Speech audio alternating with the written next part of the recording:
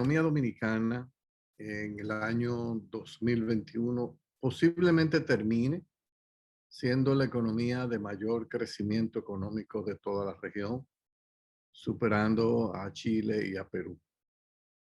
Aunque los organismos internacionales de financiamiento como el Fondo Monetario, el Banco Mundial nos colocan ligeramente por debajo de esos países, nosotros tenemos la impresión de que a raíz de los indicadores que ha estado presentando el Banco Central, que por ejemplo al mes de agosto situaban el crecimiento en un 13% en términos reales, eso permitiría eh, tener un rango de crecimiento que posiblemente va a estar en la vecindad del 11%. Con 11% nosotros vamos a liderar la región en materia de crecimiento económico real. Esa situación es muy positiva porque le demuestra a los mercados internacionales, a los bancos de inversión, a las firmas calificadoras de riesgo, la gran versatilidad que tiene la economía dominicana, que luego de caer un 7,8% el año pasado a raíz de la crisis de la pandemia del COVID y el confinamiento que hubo que adoptar en el país para contener la propagación de ese virus, la economía no solo ha rebotado, sino que la economía ha tenido un salto mucho mayor que lo que realmente se perdió en ese año. Vamos a terminar cuando usted lo lleva a y calcula el crecimiento económico promedio en el periodo de 2 años, le va a dar en la vecindad del 3-4%, que no está mal para un proceso de recuperación. Eso sin lugar a duda es muy positivo y hemos tenido sectores que han comenzado a crecer. El mismo sector turismo que el año 2020 colapsó, está regresando con un vigor inusitado. Ya están llegando turistas a un ritmo similar a los del 2019, algo que no se tenía previsto. Y es un reflejo de que República Dominicana primero llevó a cabo una política de vacunación relativamente exitosa, aunque se ha ralentizado en los últimos meses, hay que decirlo, y el gobierno está tratando ahora de tomar medidas para acelerar ese proceso y llegar finalmente a los niveles y porcentajes de vacunación que se tenían previstos. Pero sin lugar a duda tenemos una recuperación considerable, líder en la región, y eso va a hablar bien del país. Vamos a estar en los ojos de los potenciales inversionistas. Al mismo tiempo, cuando vemos la dinámica de la tasa de inflación, el Banco Central acaba de dar la inflación ya cortada a septiembre y está dando 7,43, 7,44%, por debajo del 7,90 que teníamos cortada el mes de agosto. O sea que estamos en una tendencia donde lento, pero estamos poco a poco en ruta hacia lo que es alcanzar la meta de inflación del 4 más menos 1 que se ha trazado el Banco Central de la República Dominicana. Es muy posible que no lleguemos ahí este año. Es muy posible. La mayoría de los países del mundo no van a llegar a sus metas de inflación en este año 2021. Por ejemplo, para que se tenga una idea, la meta de inflación en los Estados Unidos es de 2%. Este año, cortado a septiembre, ellos llevan acumulado una inflación anualizada de 5,4%. O sea, prácticamente cuando usted viene a ver 2,7 veces la meta. En el caso dominicano, que tenemos una meta de 4 con 7,4, estamos hablando de 1,9 veces la meta. Nos vamos a ir acercando, dependiendo, claro, porque hay que decirle, hay que hacer las salvedades. Hay un componente que es la inflación importada, que eso está fuera del control del Banco Central. El Banco Central no puede controlar lo que va a ser el precio del petróleo, de los combustibles, del carbón, del gas natural, de los vehículos, de las carnes importadas, de lo que, o sea, de una serie de productos que están mostrando un aumento de precio considerable en los mercados globales debido en gran parte a problemas de cuellos de botella en la oferta, escaseces que se han estado generando en una serie de productos por dilaciones en los procesos de despacho a través de puertos y aeropuertos. Hay una crisis mundial en todo el sistema de despacho con el boom de demanda que generó la extraordinaria expansión monetaria unida a unos cañones fiscales que nunca se habían visto en los países de Occidente. Todo eso ha generado un boom de demanda que la oferta no pudo responder, y la oferta no pudo responder sencillamente porque recuerden que mucha gente fue enviada a su casa, muchos trabajadores fueron despedidos, y ese proceso de recontratación no es fácil, eso toma tiempo. Incluso hay muchos trabajadores que han decidido no volver a trabajar como lo hacían antes y prefieren un trabajo mucho más flexible. Eso le ha creado problemas. Incluso minas de carbón están siendo afectadas porque no tienen suficiente personal, porque la gente no quiere regresar a esa actividad. O sea que hay trabas en el mercado mundial que están fuera del control del gobierno, que nos pueden crear una situación donde nos prolongue un poco más el retorno a la meta de inflación del 4%. Las remesas ha sido una sorpresa muy positiva para el país este año. En parte se le debe a los estímulos monetarios y apoyo a través de transferencias directas en base a cheques del gobierno de los Estados Unidos, tanto bajo la administración del presidente Donald Trump como la administración del presidente Joe Biden. Han sido apoyos considerables, y eso se ha traducido en un aumento considerable de las remesas que ha recibido este país. Para este año, nosotros posiblemente vamos a terminar sobre los 10.000 millones de dólares de remesas, un incremento de casi 3.000 millones de dólares. Cuando usted ve esa suma, dice, increíble, porque esto hasta cierto punto compensa casi toda la pérdida que ha sufrido el país por concepto de la caída del turismo. O sea, esa es la forma que ha encontrado la economía dominicana de un sector salir en apoyo de otro cuando uno tiene una recaída. Y eso permite recuperar el crecimiento. Ya mucha gente empieza a decir, bueno, pero ya en el año 2022 no va a haber esos apoyos a los hogares norteamericanos, las remesas entonces van a comenzar a descender, y es posible que regresen a los niveles de 8.500, 9.000 millones de dólares, mucho más baja que lo de este año 2021. Pero no se puede olvidar que mientras eso sucede, entonces el turismo ya viene con una fuerza impresionante, y en consecuencia va a más que compensar esa caída de las remesas. O sea que la economía dominicana es una economía que finds its way, o sea, como que siempre va a encontrar alguna forma de salirle al frente a los problemas. Es una de las características fundamentales que en el marketing de la nación nosotros tenemos que involucrar, esta capacidad, esta versatilidad que tiene nuestra economía de salir adelante. Por ejemplo, este año la inversión pública, todos sabemos que bajó drásticamente, pero ¿quién salió en su asistencia? La inversión pública en construcción del sector privado. Solo hay que ver el boom de construcción que hay en el país, motivada por un deseo del sector privado de seguir invirtiendo porque cree y apuesta en favor del país, y está consciente que este es un país que tiene mucho, mucho futuro. Y la gente entiende que ese es un sector donde se puede colocar dinero, se puede invertir y obtener retornos razonables.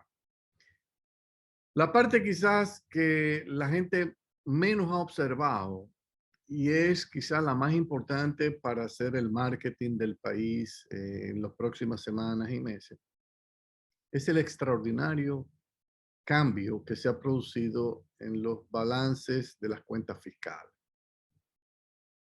Nosotros sabemos que el año pasado tuvimos un serio problema a raíz del confinamiento, la caída de las recaudaciones, el mayor gasto público para hacer frente a los problemas de la salud derivada de la pandemia del COVID, los procesos de vacunación, o sea, una serie de sobregastos considerables.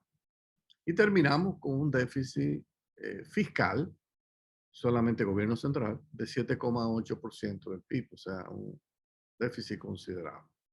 Un déficit que usted no lo puede mantener de manera sostenida pensando que lo va a cubrir permanentemente con deuda. Por eso en aquel momento se hablaba de la urgencia de pasar una reforma fiscal porque el país no podía sostener ese déficit.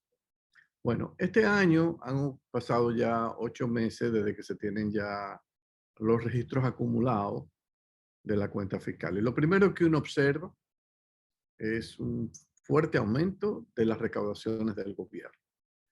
Algunos pueden decir, sí, pero Andy, recuérdate que hay acuerdos que se hicieron con entidades financieras para que avanzaran algunos impuestos. Y es verdad, o sea, si uno toma los pagos del sector financiero, hay un avance de 15.000 millones de pesos, pero 15.000 millones de pesos equivale aproximadamente a 0.28%, 0.27% del PIB. O sea, eso podría explicar una parte del aumento de las recaudaciones.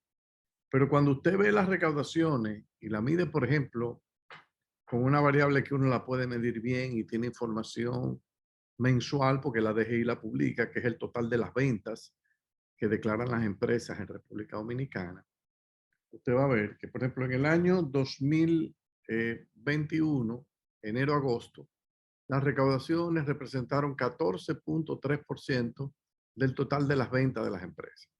Eso fue lo que el gobierno cobró neto de donaciones. Vamos a dejar fuera la variable donaciones, porque es una variable aleatoria que uno realmente no tiene control sobre ella. ¿Qué ha pasado en el año 2021? Enero-agosto, un aumento a 15.5%. O sea, que ha aumentado 1.2% del total de las ventas las recaudaciones del gobierno. Cuando usted lo lleva más o menos al PIB y hace el cálculo con relación al PIB, le da como 1.1, 1.2. O sea, un aumento significativo de un año a otro sin haber ejecutado una reforma fiscal por el lado tributario.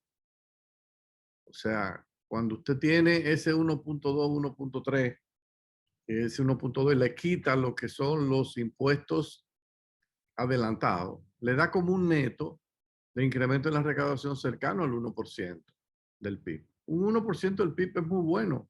No todos los países lo logran.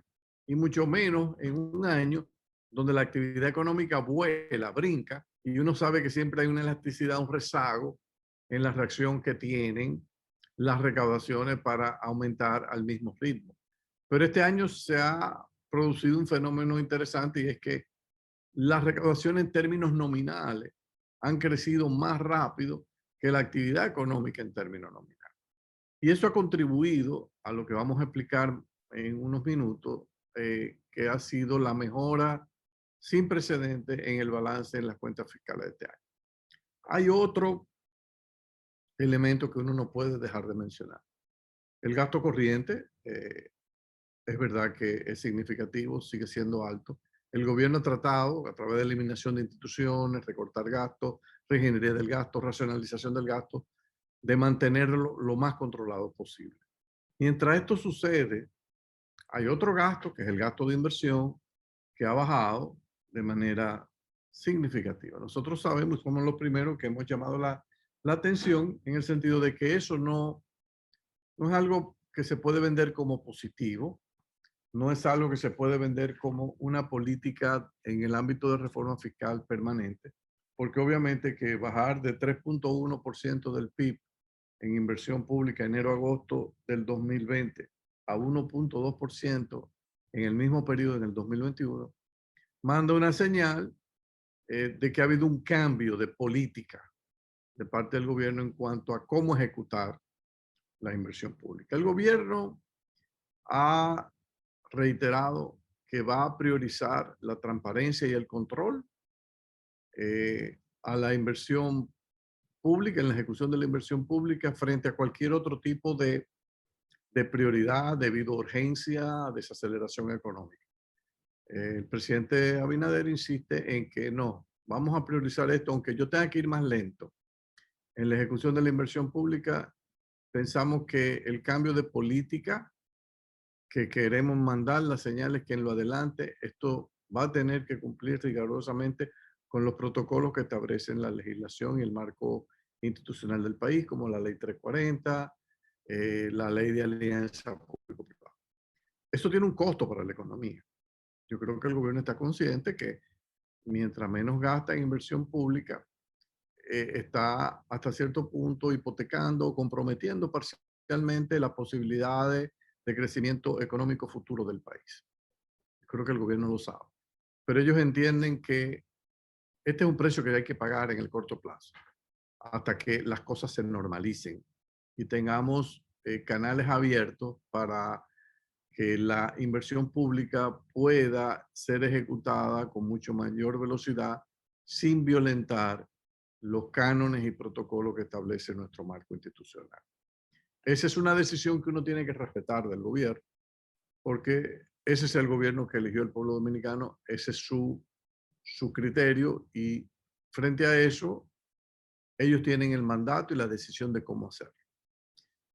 Uno espera, lo que uno desea, es que eso se pueda cuanto antes corregir ese problema de que tenemos una capacidad ejecutoria de inversiones públicas relativamente lenta debido a estas trabas iniciales que el gobierno entiende que ha heredado y que está tratando de corregir y que eventualmente, quizá en el 2022, 2023, las cosas comienzan a mejorar.